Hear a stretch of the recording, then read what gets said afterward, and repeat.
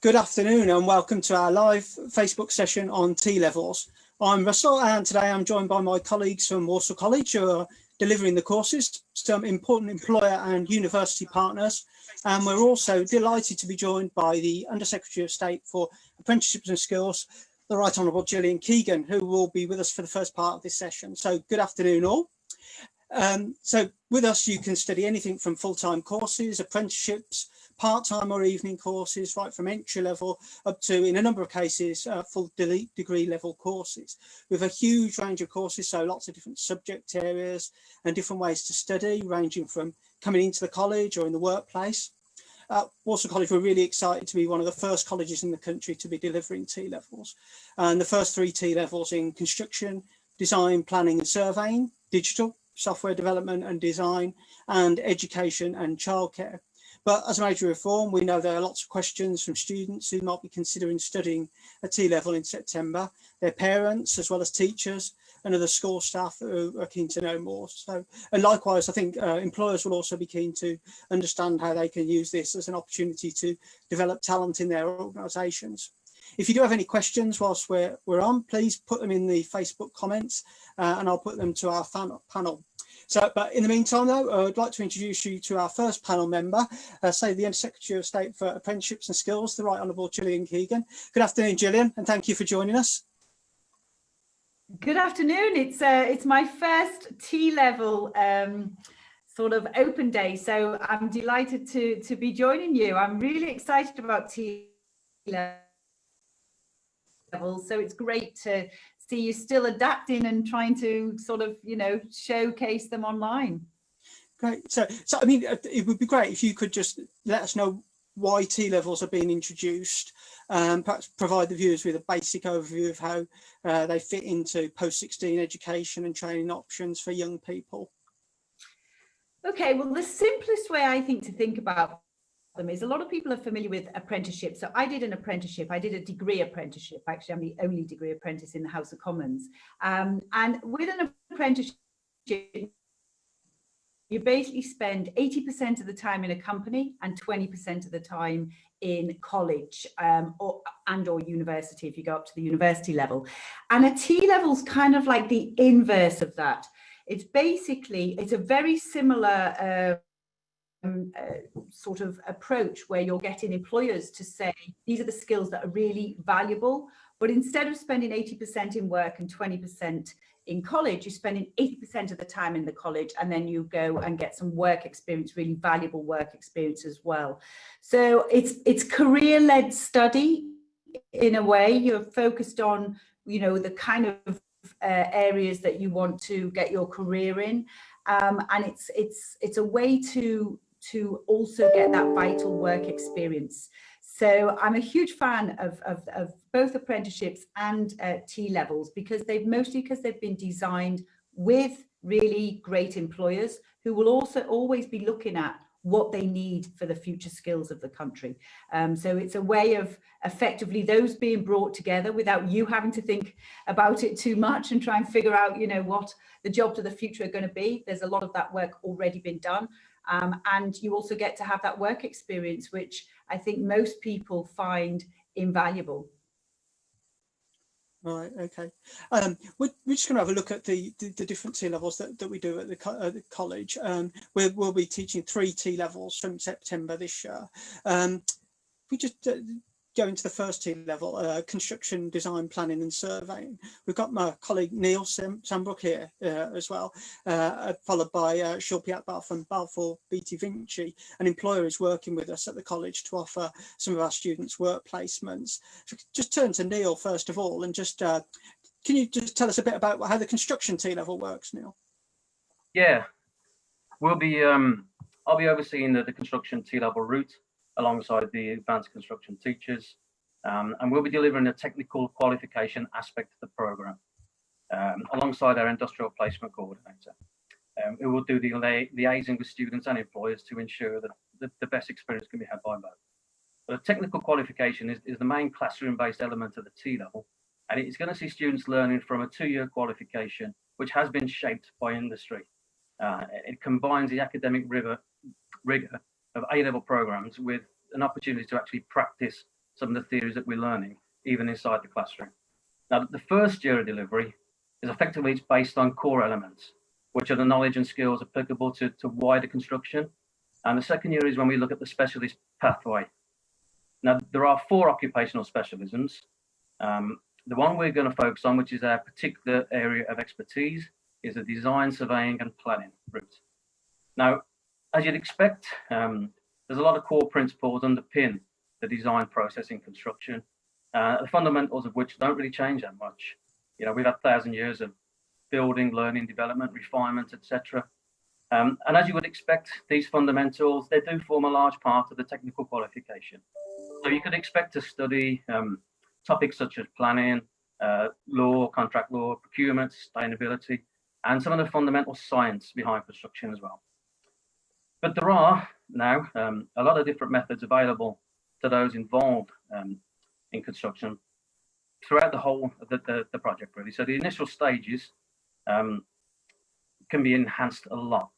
So what were once difficult and perhaps expensive options, such as the use of geospatial information during planning, for instance, have now actually become an affordable option. And the capacity of things such as drone technology and continuing developed methods of measurement, such as LiDAR, which is light detection and ranging, it's becoming cheaper, it's becoming more accurate, it's becoming more compact. And of course, all that gathers and brings into data. So within the design, planning and operational elements of construction, you can imagine there's a huge amount of data that's generated in the whole industry. And construction itself is no different. There's much data underpinning it. So the digital skill expectation of a modern construction professional is becoming more demanding than ever. So we're using now things such as building information modeling, we're using building management systems, common building information exchange formats. They all talk to each other. So we need to build on these skills too. On top of that, when we talk about data, data is great, but it's fairly useless unless you can actually visually represent that data. So we'll be studying on the program things such as CAD, your computer-aided design, and even moving on to 3D design, which can then, when we talk about data, can be moved further into virtual or augmented realities. So I guess to be prepared for this future world, which is traditional and very much moving into the digital area, we need to prepare the next generation of planners, surveyors and architects. And that's where the construction T-level really kicks in. Now, the curriculum is really diverse and it covers many aspects of the professional construction, preparing students for the next steps ultimately. And there is a focus inside the T-level on the modern methods and the digital skills. So anticipating really that the next generation of these people coming through will actually have to be digitally savvy. And also utilising the efficient and sustainable methods of construction and lifting the image of the industry as well. So briefly, in terms of delivery, we're looking at approximately a 4-day delivery model. Now, it'll be a combination of face-to-face delivery within a classroom, some practical elements, and particularly, which is topical, there'll be remote learning opportunities, given the situation we're in. So we're going to flex that up a little bit.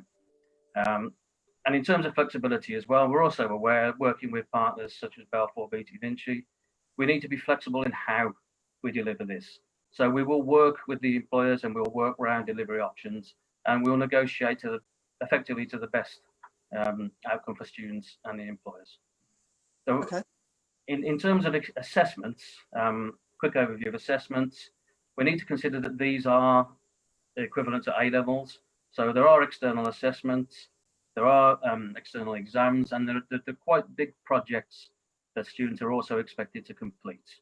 But perhaps maybe almost more importantly in some aspects, we're looking for people with the will and a real ethic to want to work in this industry, I guess. So with some of the employers we have lined up, you know, we need to get the right people in who really want to do well on these qualifications. Okay. Great. We just had a question in there actually from someone on Facebook about have you linked in with many construction employers, which brings us nicely into my next question to Shilpi. So can you explain how Balfour Beatty Vinci became involved in T-levels and how the placement that the Minister was referring to will work and the benefits to an employer? Okay. Thank you very much, Russell, of course. And so we're delighted to be here today, mainly because Balfour Beatty Vinci has really signed up to the T-levels, and I'll tell you why. HS2 in the West Midlands region is going to be creating thousands of jobs and hundreds of apprenticeship opportunities. We're going to be on site for a fairly long while, and we see that we know that we have to really play our part in developing the skills that we need, not only now, but the skills for the future, and the skills for the future construction infrastructure pipeline that is coming, that is going to become a reality, not only regionally, but nationally. We're going to be one of the biggest recruiters in the West Midlands region over the next couple of years. And we want to make sure that local individuals in and around the West Midlands region and the HS2 project are really well placed and well prepared for the jobs that we're going to be advertising and recruiting to. So when we discovered that Walsall College this year was going to be designing and developing in the pilot year the T-level for construction, design, surveying and planning, we wanted to get on board right away. And the benefit for us is the fact that we will be recruiting apprentices, and we feel that the T-level route provides a clear line of sight to the apprenticeship opportunities that we will be advertising. So in terms of the placements themselves, I mean, Neil has given us a wonderful summary really of the content of that curriculum. And what we're going to be providing this year is up to about 15 placements starting in the autumn. And we'll be welcoming those students sent to us by Walsall, and I hope we get some involvement also in the recruitment of those individuals. But we'll be welcoming them in through a Balfour Beatty Vinci induction and an HS2 induction, and giving them an overview, not only through that induction, but actually throughout the whole programme, an insight and expectations into our values, our behaviours, the safety critical nature of our business. And then over the 2 years, they will be able to actually get placements within our main offices, but also within our compounds and our site offices along the HS2 project itself. They will be able to get hands-on experience in construction management, but also in construction delivery. They'll be able to get access also and visibility of our suppliers and our subcontractors and those in our supply chain. So we see and we view T-levels as a fantastic opportunity and a stepping stone into the Balfour Beatty Vinci Apprenticeship Academy. So at this moment in time, we're advertising for degree apprenticeships in civil engineering, in quantity surveying, but also we've got advanced and higher apprenticeships in geospatial surveying, we mentioned that, Neil, but also in business administration. We've just completed recruitment to laboratory testing technicians for our laboratories and our materials testing opportunities. So, you know, the opportunities are endless. And I think what this gives us is the vocational clarity and the connectivity between young people in college and their transition into the workplace. And what we're looking for is not only the academic and the vocational skills, but those essential work readiness skills, communication, problem solving, talking to different types of people from different backgrounds, really engaging. And actually for us, we can teach them a lot in the workplace if they come with the right approach and willingness to learn. And I think partnering with the college really early on in those journeys into the world of work will actually strengthen that transition, and I think we'll get, you know, a productive and people a productive workforce but actually a workforce that's giving us the skills that we need now and for the future. Excellent. That's really good to hear. Now, Gillian, may I ask you what other employers, what employers should really get from T levels? I mean, Shilpa is given a fantastic endorsement, but in terms of how T levels came about, I think that there's a lot to learn there, isn't there?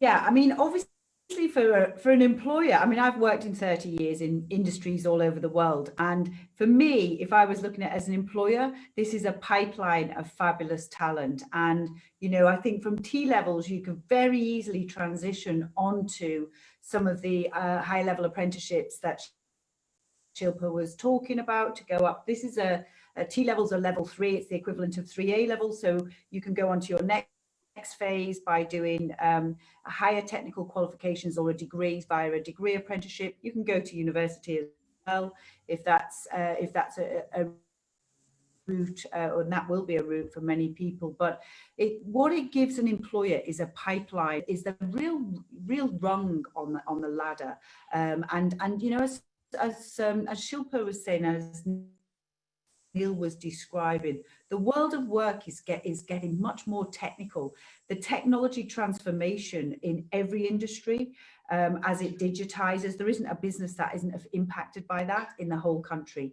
And what T levels do is give you a head start in that. So if you're looking at going into these particular areas, and you're attracted by those careers, and these are the areas that have a lot of fantastic job opportunities of the future.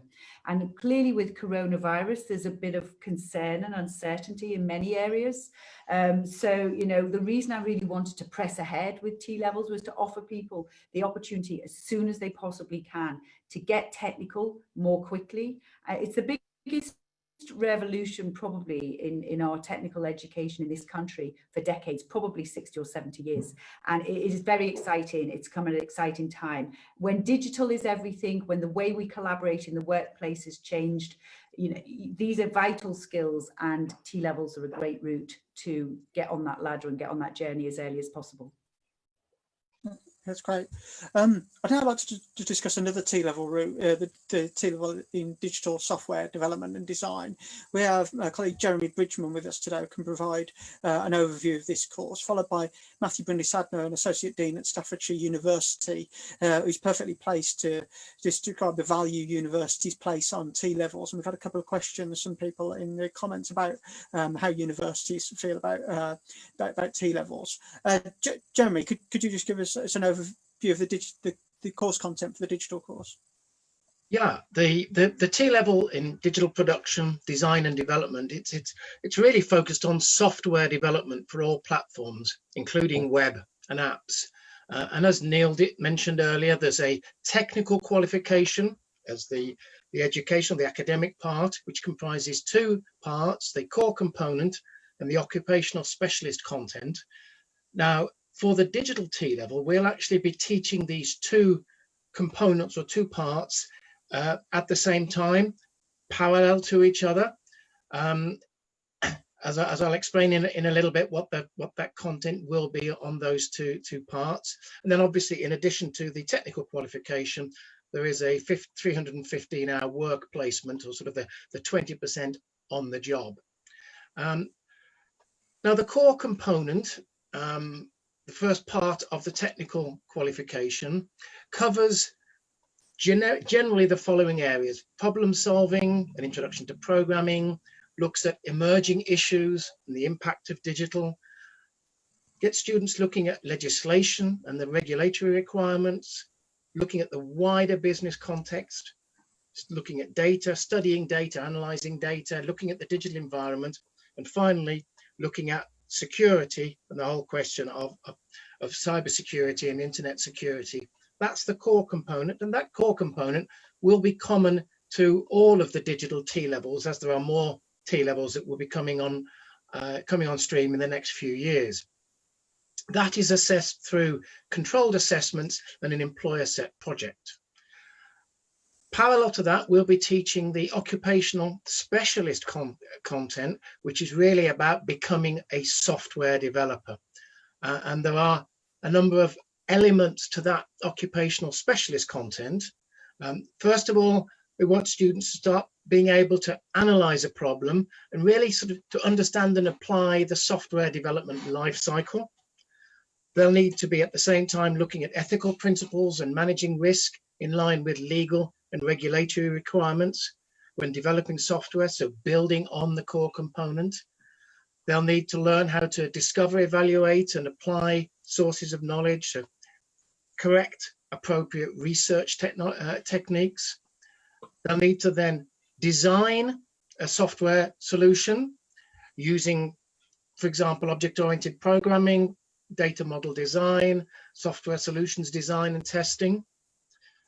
They'll then, once they've designed their solution, they will create the solution, but in a social and collaborative environment, replicating the workplace.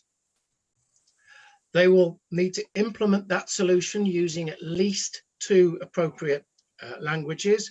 We will be teaching Python and C# and possibly other languages as well. The students will then learn how to test that software solution. And finally, based on consumer feedback, looking at how do you change, maintain, and importantly, support software. So that's, as you can see, a really wide approach, really holistically wide approach to people becoming and understanding the role of a software developer. This will be assessed as an extended project completed in a controlled environment over approximately 3 months towards the end of the course. Okay, and Matthew, you've been working with Jeremy on this T-level. What gets universities excited about T-levels? Yeah, I'm just going to share something with everybody because I think this might help to provide some context. I'm just now just trying to. So I hope everybody can see this.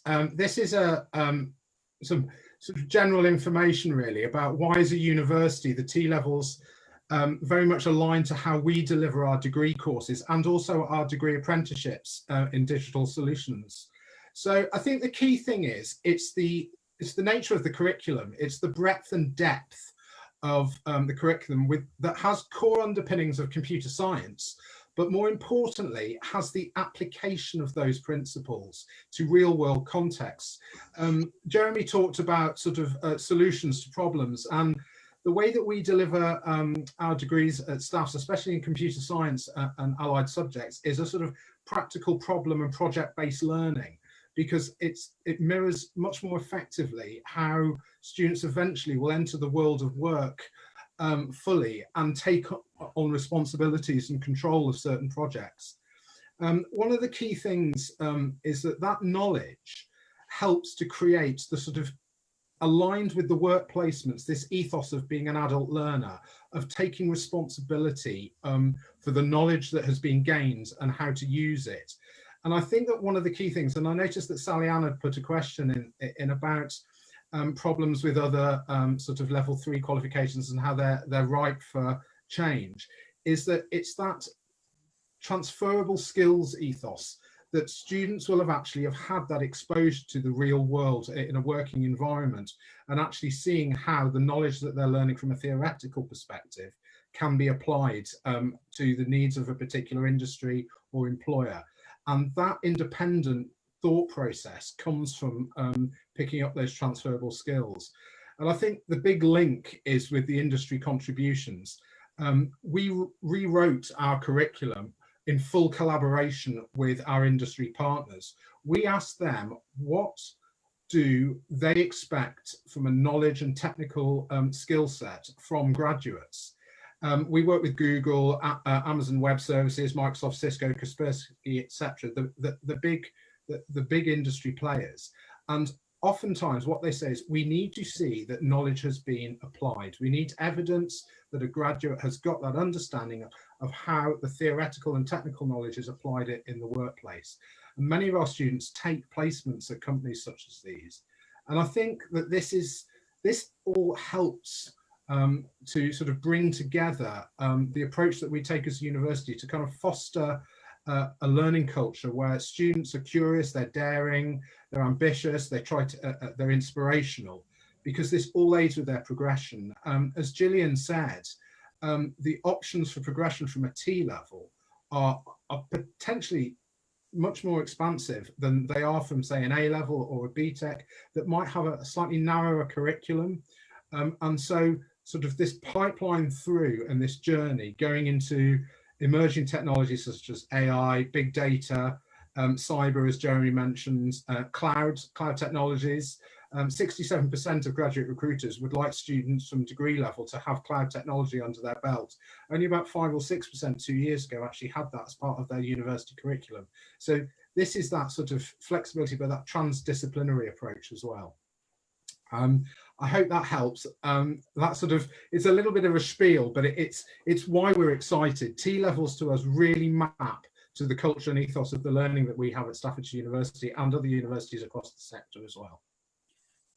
Thank you for that, Matthew. If I may extend that question to the Minister about underpinning knowledge being suitable for universities. There's been a question from Sally at the TES about are we now closing the gap now with vocational qualifications?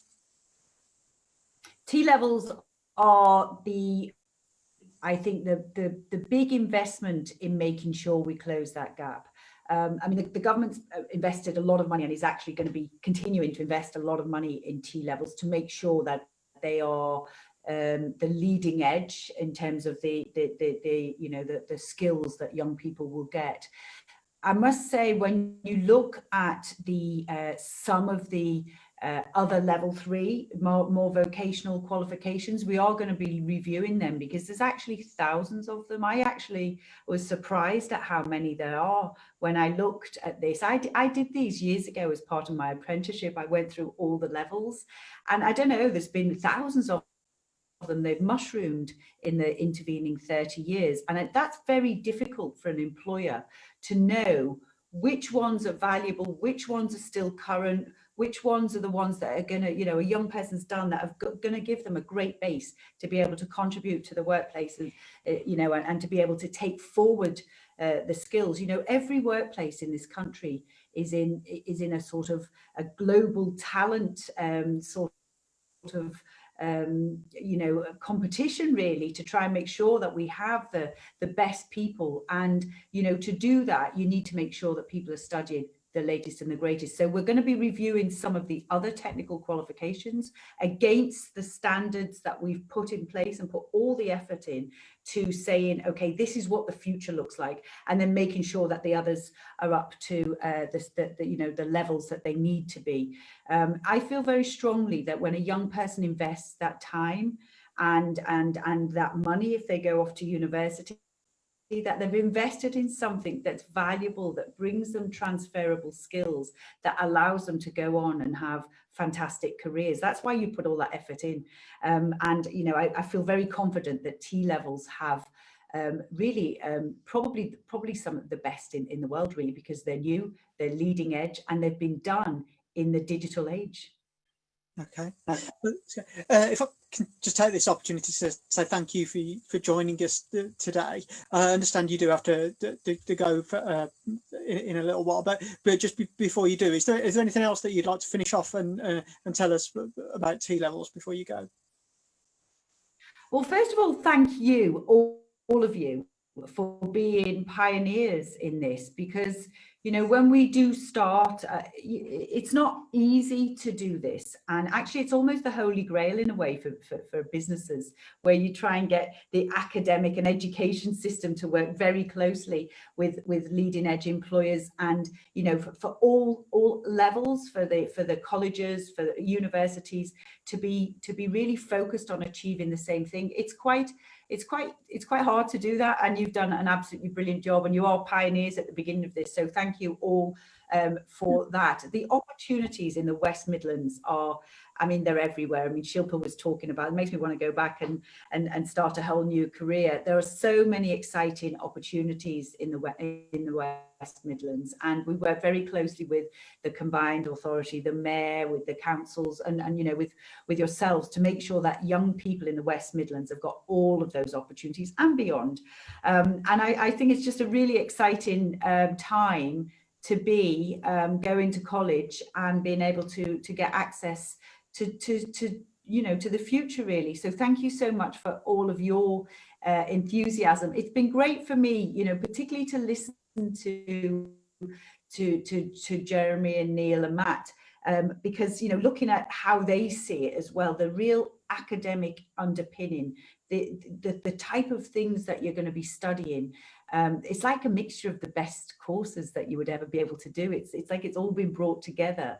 All the really cool things that you need to know, whether it's the digital aspects, the coding, Python and you know, C++, the actual leading edge. It's all the brand new stuff. You'll be right, you know, you'll be good for 20 years if you start to learn some of this stuff. But it will also be you know, the employer links, the network, the collaboration, the new way of working.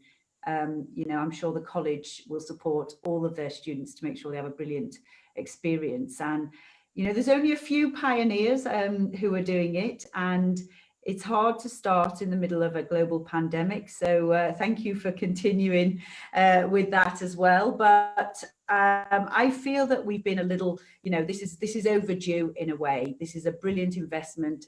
You know, we need to do this and we need to get on with it. The sooner we can roll out, there's 25 T levels are going to be available all across the country. The sooner we can start, the sooner we can get on in rolling out all of the others. And, you know, I think it's a great way of learning. And yeah, I wish I was going back to college personally. Okay. Well, thank you. And thank you again for joining us. Thank you. Okay. Thank you very much. Take care. We are now going to move on to my colleague Joe Moore. He's just going to give us an overview of the childcare and education T level. Can you run through this, Joe, and talk about the opportunities that that this can lead to? Hi, Russell. Yes, of course. So I will be overseeing the planning and delivery and quality of the T level in education and childcare. I've got a really creative, innovative and energetic early years team who are looking forward to delivering this from this September.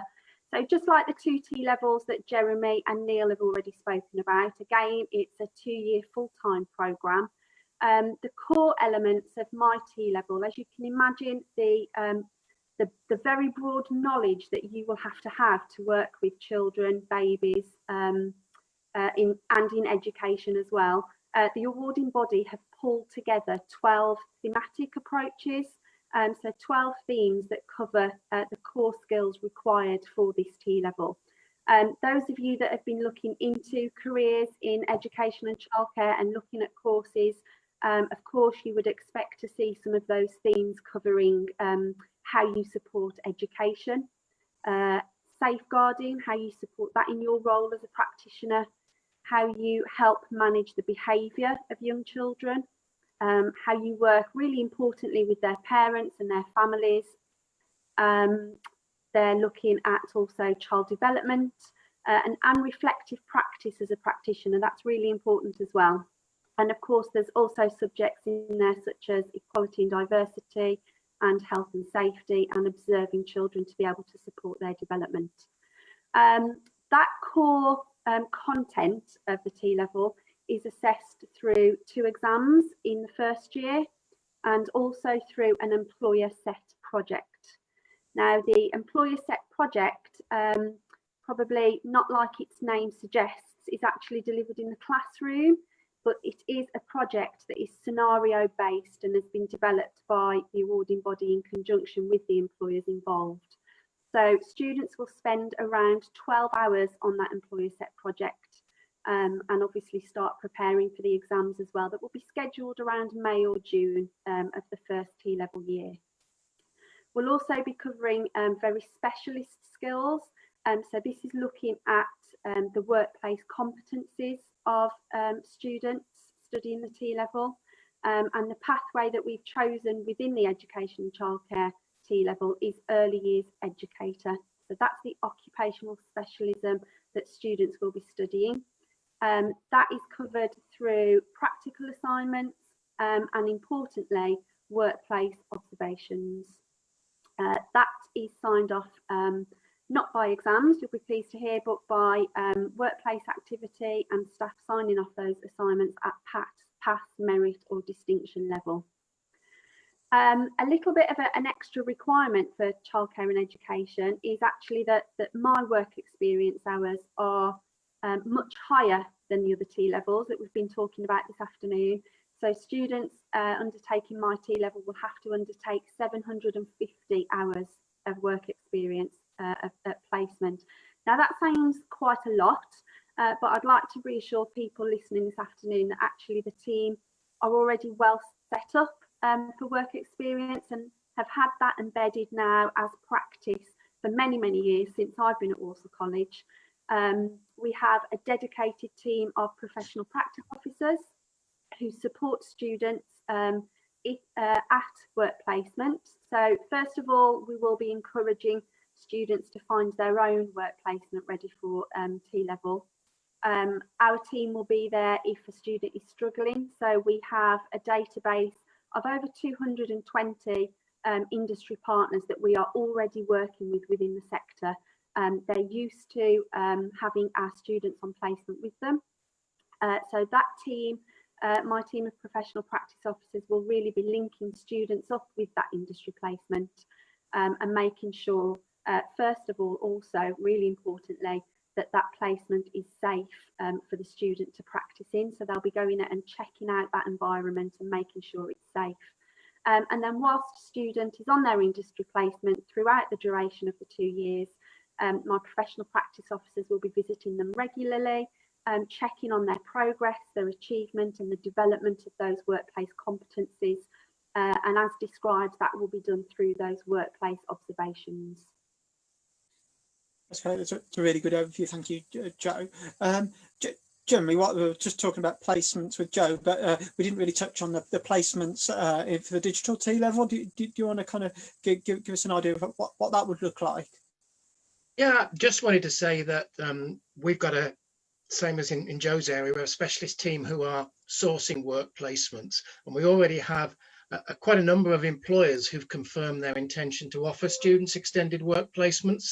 And this goes from large multinational organizations to local software development companies to organizations with their own IT teams. So to reassure people out there, there will be exciting work placement opportunities for all students on the course. And just to reiterate a little bit, I think what the Minister was saying and what Matt was saying, that we've been trialing these extended work placements and the softer transferable skills that the students develop during the course of an extended work placement, these 45 days or 315 hours, really quite considerable. So it is a fantastic opportunity for students, and we are fortunately able to source work placement opportunities for the students coming on the digital T level. Okay. There's a quick question that's come through from Facebook about entry requirements for T levels. I guess I'll stay with you, Jeremy, if you like, but are they the same, or are they same across the board, or?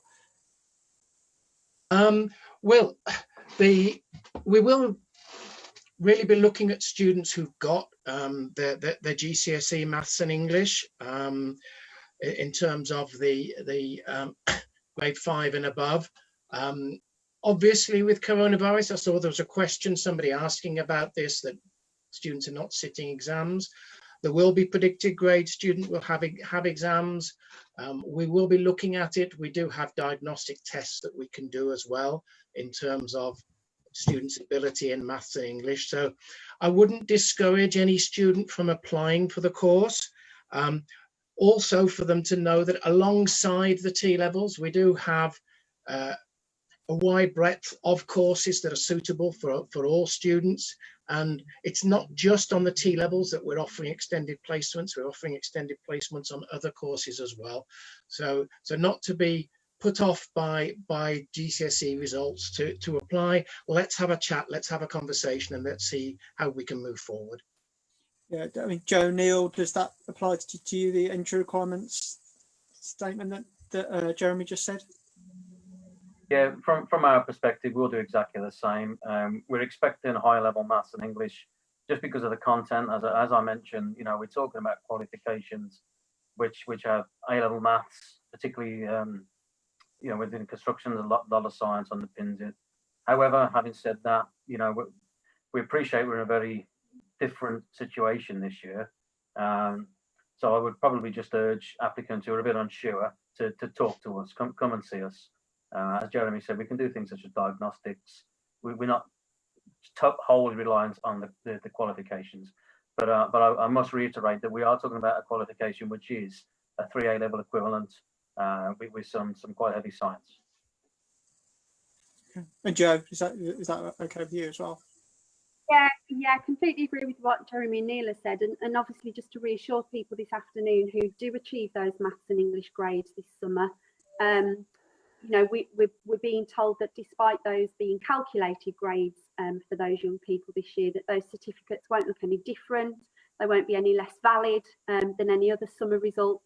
So yeah, have a look at our website. There's more information on there about the T levels and those entry requirements for each of the subject areas. Okay. I've just had a question come through on the digital T levels. I'm interested in what levels of Linux, Unix, Mac OS, networking and systems configuration management skills are incorporated. I'm having difficulty finding people with these skills, even at university level. So I'm guessing this is from an employer that's looking for people with those skills. I guess I could open that to yourself, Matt or Jeremy. Yeah, I'll just come in quickly from the university perspective. Russ, thank you for the question. Yeah, it's interesting actually, because same as colleges, universities have levels of specialism on different platforms. At staffs, Linux, Unix very much underpins sort of core elements of what we do within the curriculum, especially for, you know, from networking perspectives. I'm more than happy to put you in touch with our academic workplace learning manager so that you could then have a look at it filtering back through. If you're struggling to recruit people with certain levels of skills, I know from a university perspective we can help. But if we look from our recognition going back, there are certain theoretical elements of the underpinnings of computer science that then can be applied in obviously different technical and digital platforms. At the university, we give students the opportunity to experiment and to find their niche. And obviously at different times, different elements are more attractive than others. And again, it's that reverse engineering of the skills shortage.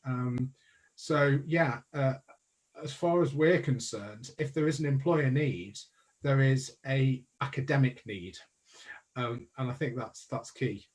And so would we say that the digital T level is the gateway to that? That kind of fits in. Am I correct in that, Jeremy or Matt?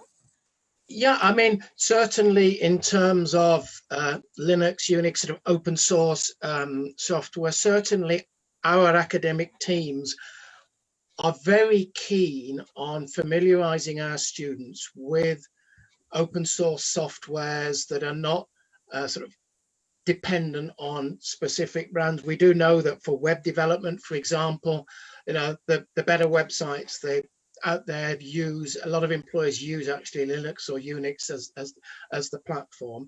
I would say to us, please contact the college. We've got our specialist academics who can talk through specifically what we teach the students.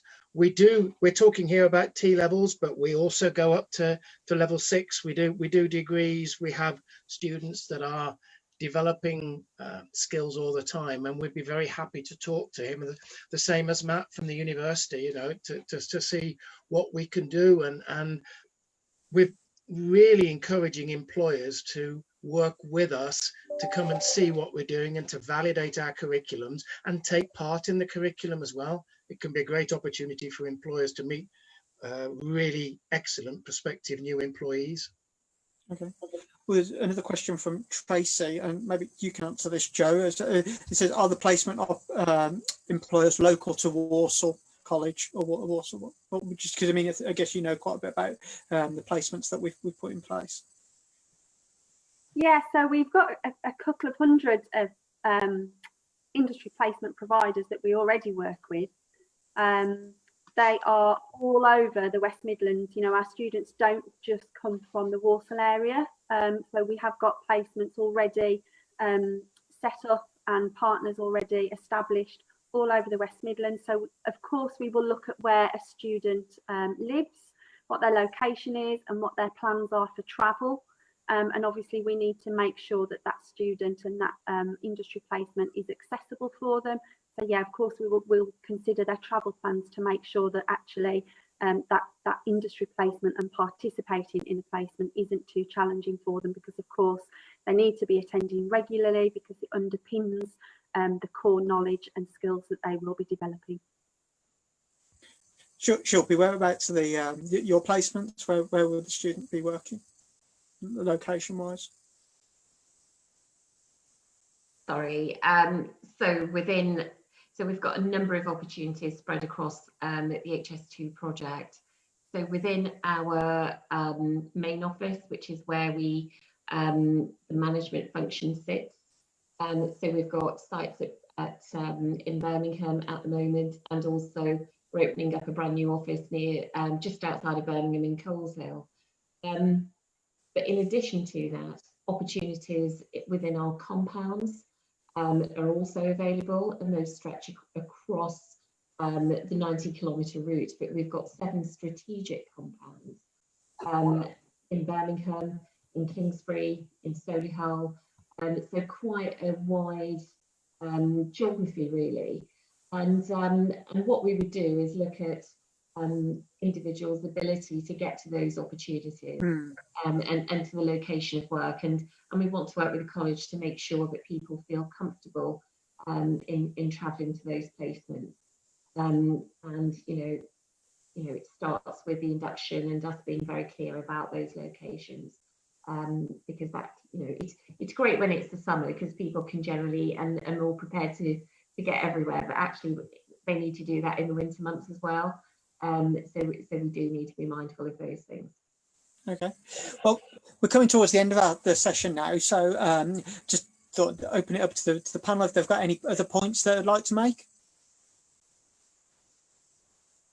Yeah, no, I've got no more questions coming through. So I do hope people have found the overview of each T levels informative, and you can see how the employer placement and progression opportunities with universities make these courses a really credible choice for a young person wishing to pursue a career in one of these sectors.